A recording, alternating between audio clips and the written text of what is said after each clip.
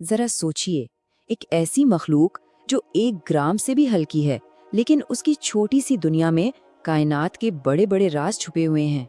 جی ہاں، آج ہم شہد کی مکھی کی اسی حیرت انگیز دنیا میں جھانکنے کی کوشش کریں گے۔ یہ بات اپنے آپ میں کتنی غیر معمولی ہے، 1 گرام سے بھی کم وزن، لیکن اس کے کاموں میں کائنات کے بنیادی اصول نظر آتے ہیں۔ یہ صرف شہد بنانے والی کوئی مشین نہیں، بلکہ قدرت کا ایک جیتا جاگتا انجینئرنگ کا شاہکار ہے۔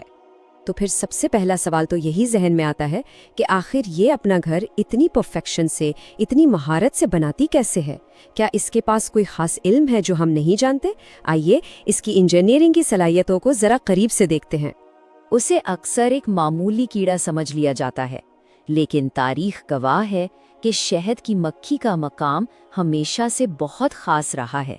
یہ انجینئرنگ کا ایک ایسا معجزہ ہے جس نے ہزاروں سال سے انسانوں کو سوچنے پر مجبور کیا ہے اور آج بھی کر رہی ہے۔ قدیم مصر کی تہذیب سے لے کر آج کی جدید ترین ٹیکنالوجی تک، انسان ہمیشہ شہد کی مکھی سے سیکھتا آیا ہے۔ اور کمال کی بات تو یہ ہے کہ اس کا بنایا ہوا ڈیزائن وقت کے ساتھ پرانا نہیں ہوا، بلکہ آج تو یہ پہلے سے بھی زیادہ اہم ہو گیا ہے۔ اچھا، تو اب آتے ہیں اس کے سب سے مشہور راز کی طرف۔ وہ کیا چیز ہے جو شہد کی مکھی کے چھتے کو اتنا خاص بناتی ہے؟ وہ ہے اس کی شکل، مسدس یعنی 6 کونوں والی شکل۔ آخر ہر خانہ اسی شکل کا کیوں ہوتا ہے؟ یہ ایک بہت بنیادی سوال ہے بھائی۔ اور بھی تو شکلیں ہیں، دائرہ ہے، تکون ہے، چوکور ہے۔ آخر ان میں کیا خرابی تھی کہ شہد کی مکھی نے لاکھوں سالوں سے صرف اور صرف مسدس کو ہی اپنے گھر کے لیے چنا؟ دیکھیں، ریاضی کے حساب سے صرف 3 ہی ایسی شکلیں ہیں جو کسی بھی سطح کو بغیر کوئی خالی جگہ چھوڑے مکمل طور پر بھر سکتی ہیں: مثلث، مربع اور مسدس۔ لیکن مسئلہ یہ ہے کہ مثلث اور مربع جب ان پر وزن یا دباؤ پڑتا ہے تو وہ کمزور ثابت ہوتے ہیں۔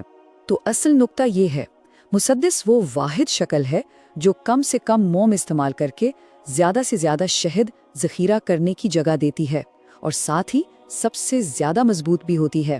مطلب کم سے کم محنت اور خرچ میں زیادہ سے زیادہ فائدہ اور مضبوطی۔ یہ قدرت کی بہترین انجینئرنگ ہے۔ اور اس انجینئرنگ کی خوبصورتی اس کی پیمائش میں ہے۔ ہر دیوار ایک دوسرے سے ٹھیک 120 ڈگری کے زاویے پر ملتی ہے۔ یہ کوئی اتفاق نہیں ہے، یہی وہ جادوئی عدد ہے جو وزن اور دباؤ کو پورے چھتے میں برابر تقسیم کر دیتا ہے اور اسے ایک ناقابل یقین حد تک مضبوط قلعہ بنا دیتا ہے۔ آج سے تقریباً 1600 سال پہلے ایک یونانی ریاضی دان نے یہ بات نوٹ کی تھی۔ اس نے یہ سمجھ لیا تھا کہ مکھیاں جیومیٹری کے وہ اصول جانتی ہیں جنہیں باقاعدہ سمجھنے اور ثابت کرنے میں انسانوں کو صدیاں لگ گئیں۔ اور یہاں آ کر تو اصل بات سمجھ آتی ہے۔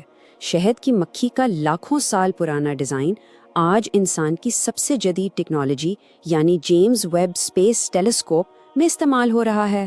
یہ اس بات کا کھلا ثبوت ہے کہ قدرت کا ڈیزائن آج بھی انسانی انجینئرنگ سے کہیں آگے ہے۔ ٹھیک ہے، ہم نے ساخت کی بات تو کر لی، لیکن اب اس سے بھی بڑا سوال یہ ہے کہ ہزاروں مکھیاں بغیر کسی لیڈر، کسی باس یا کسی نقشے کے اتنا پرفیکٹ چھتا آخر بنا کیسے لیتی ہیں؟ کون انہیں بتاتا ہے کہ کیا کرنا ہے؟ اس کا جواب ایک بہت ہی دلچسپ سائنسی تصور میں ہے جسے اسٹیگمارجی کہتے ہیں۔ اس کا مطلب ہے بغیر لیڈر کے ٹیم ورک۔ یہاں کوئی کسی کو حکم نہیں دیتا، ہر مکھی کا کام اگلی مکھی کے لیے ایک اشارہ یا ایک پیغام بن جاتا ہے۔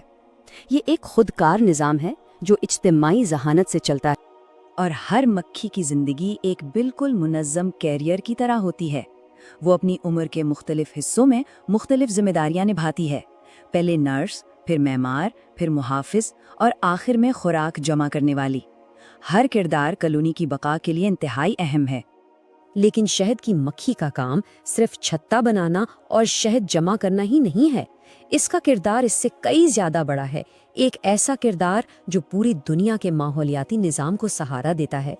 اور یہ کام وہ کرتی ہے ویگل ڈانس کے ذریعے۔ یہ کوئی عام ناچ نہیں ہے، بلکہ یہ ایک انتہائی پیچیدہ زبان ہے۔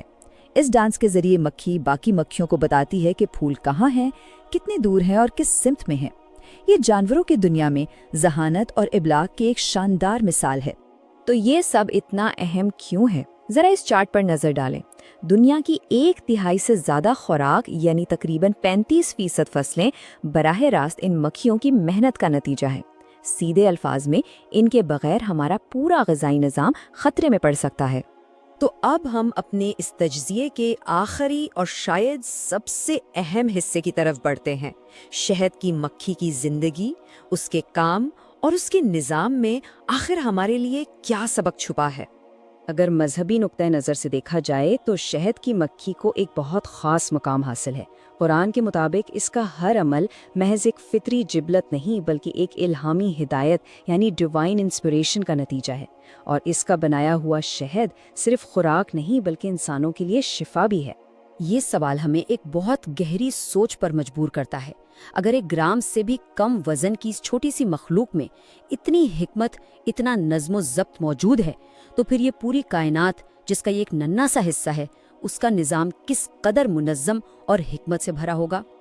اور آخر میں یہ ایک گہرا سوال باقی رہ جاتا ہے جس پر ہم سب کو غور کرنا چاہیے۔ شہد کی مکھی بغیر کسی سوال کے اپنے خالق کے بنائے ہوئے کامل نظام کی پیروی کرتی ہے۔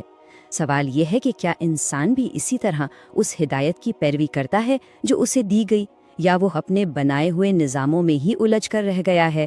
یہ ایک ایسا سوال ہے جس کا جواب ہر ایک کو اپنے اندر تلاش کرنا ہے۔